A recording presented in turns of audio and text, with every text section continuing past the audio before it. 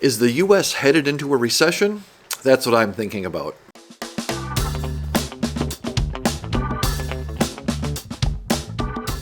Been a lot in the news lately about the prospects of the United States heading into a recession, and so I've been paying particular attention to some of the pros and cons, trying to identify how we can think about those things. And one of the economists I really respect, Fritz Meyer, put on a webinar recently, and I wanted to share with you some of the information that I learned from him and some of my thought process on it. Hopefully it'll be interesting and useful to you. First of all, I'll bring up a slide that he had just laying out, hey, what's the bad news that's going on out there? What's the good news that's going on out there? You can read through this slide. I don't need to read it to you, but I want to point out, just look at those two columns on a sheer volume basis. There's a lot of good stuff. I think there's a dozen points of data on the positive side and 4 or 5 on the negative side. There are some significant negative ones. We're going to talk about that here in a minute, but just there's a lot of good stuff going on out there, and we don't often hear those things. So I wanted to point that out. On the bad side of things, then, one of the really sort of big indicators that I think carries some weight is what's called the yield curve. And what that is, you don't need to understand that, but it's the difference between the 10-year treasury, the rate on that, and the 2-year treasury. And we'll pull up a slide here, and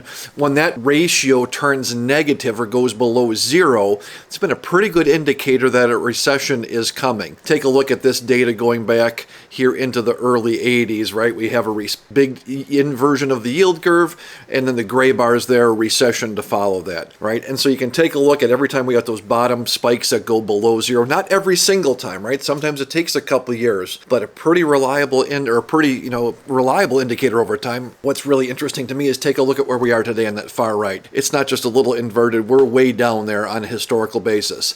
Seems to be an indication that we might be in store, for a recession coming up here. On the flip side, though, one of the things that really is a problem when there's a recession is recession happens, companies cut back, people lose jobs. When people can't afford to make their payments, that's when we have these real problems. That's what the real fear of a recession is. And let me pull up one of the slides from the good side of things, and that is the workforce versus what jobs are available out there, right? Take a look on on the far right hand side, the black and job openings.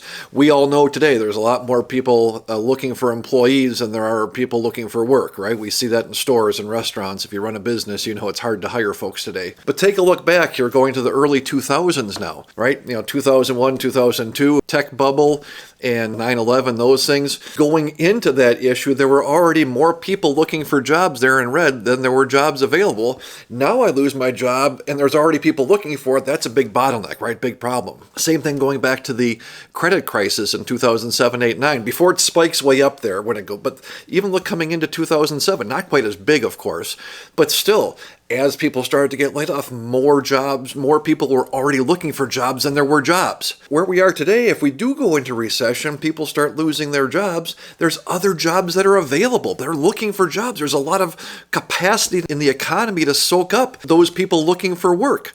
Does that mean it's going to be no problem at all? I don't know, but there certainly is some potential that if we do go into recession, it's not going to be as bad as what we might think or what we've seen in the past anyway. So there's a lot more data. If you're interested in this, I'd love to share some more. Let me know about it. Shoot me a comment in the comment box if you're watching on YouTube, or send me an email directly. And as always, thanks for watching.